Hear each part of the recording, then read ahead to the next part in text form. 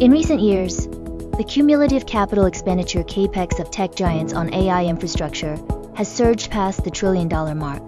Data centers and GPU servers have become the heavy artillery in this arms race.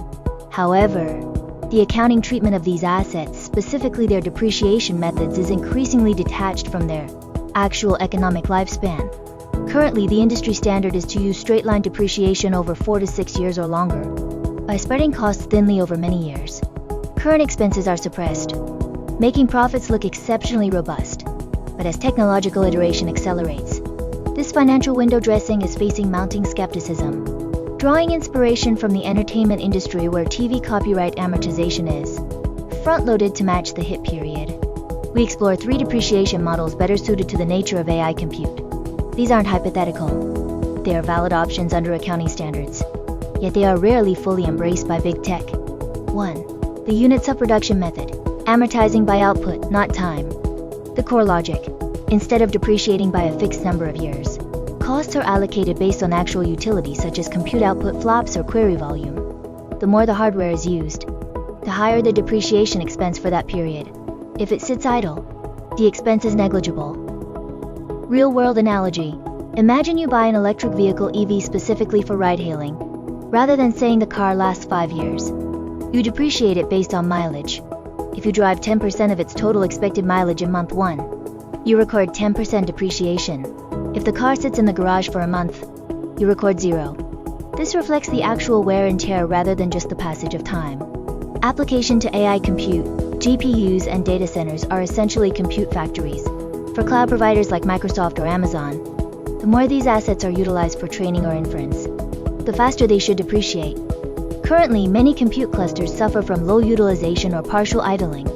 Using the straight-line method understates the risk of devaluation while forcing an even expense, regardless of value generated.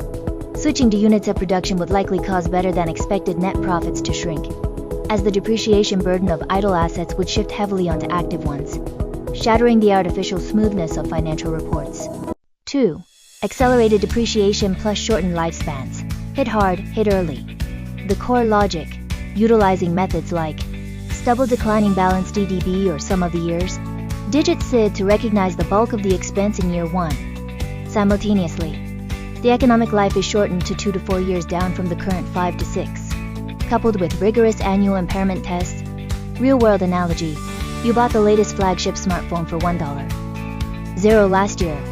By year 2, its resale value has plummeted to $500. You wouldn't be so naive as to book a steady $200 a year loss over 5 years. You'd acknowledge the $500 hit immediately because value decay. Tech is front-heavy. The moment the next model drops, the old one becomes a relic. Application to AI compute: the GPU cycle is faster than the smartphone cycle, with NVIDIA's Blackwell already succeeding the H100. The economic value of a chip decays most violently in its first 24 months. Sticking to a 6-year straight-line schedule creates a longevity illusion to mask rapid obsolescence. If giants switch to accelerated methods, first-year depreciation expenses could spike by 30 to 50%, dragging down gross margins. The glamorous numbers of ODAs and Azure would fade, and market scrutiny over capex returns would intensify. 3. Componentized depreciation plus leasing, treating consumables as OPEX. The core logic: instead of bundling an entire data center as a single asset, it is unbundled.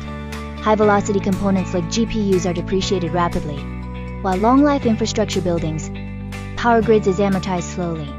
Furthermore, shifting toward a leasing model turns hardware costs into current operating expenses OPEX, avoiding the controversy of capitalized depreciation altogether. Real-world analogy: instead of buying the ride-hailing car, you lease it from a platform. The engine, the GPU, might need an overhaul in 2 years. But that's not your depreciation headache. It's baked into your monthly lease. You pay for what you use, and your balance sheet stays clean. Application to AI compute: the economic life of an NVIDIA GPU is often just 18 to 36 months. It should be treated as a separate, short-lived asset. Meanwhile, the shell of the data center can last a decade. Players like OpenAI are already leaning heavily on leasing e.g. from CoreWeave, where costs hit the P&L immediately. If the giants move toward componentization and leasing, their capex wouldn't look quite so breathtaking, but their profit margins would more accurately reflect the crushing pressure of technical obsolescence. The current build plus long depreciation model essentially kicks the risk bucket down the road. Conclusion: when does the accounting masquerade end? The current preference for extended straight-line depreciation allows AI giants to maintain high margins despite massive capex. However, as GPU cycles tighten and energy bottlenecks emerge, this delayed exposure is becoming unsustainable. If even one major player is forced by auditors or market pressure to adopt any of the methods above, a chain reaction is inevitable. Earnings misses gives. Stock price corrections give slower capex gives a cooling of the entire AI infrastructure frenzy. This isn't a critique of AI's long-term value. It is a reminder that real productivity gains require time and honest accounting of returns. Next time you read a big tech earnings report, look past the headline profit, check the depreciation policy and the footnotes. The bubbles pop might just be hidden in those boring accounting details.